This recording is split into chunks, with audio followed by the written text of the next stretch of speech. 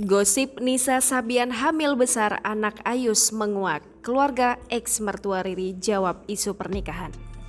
Hubungan Nisa Sabian dan Ayus Sabian kembali disorot setelah isu kehamilan menguak.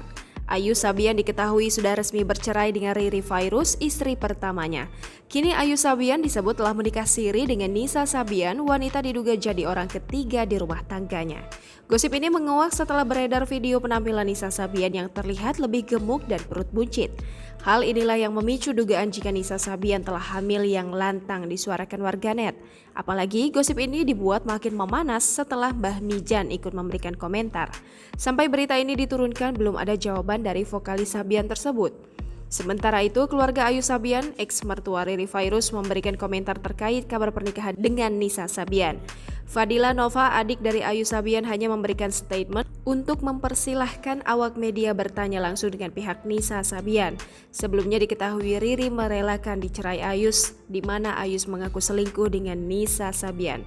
Ayus Sabian, keyboardis Sabian Gambus, resmi menyandang status duda dan bercerai dari Riri Fairuz.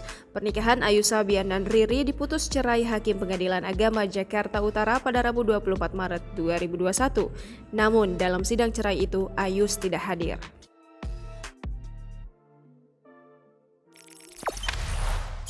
Jangan lupa subscribe, share, komen, dan like ya!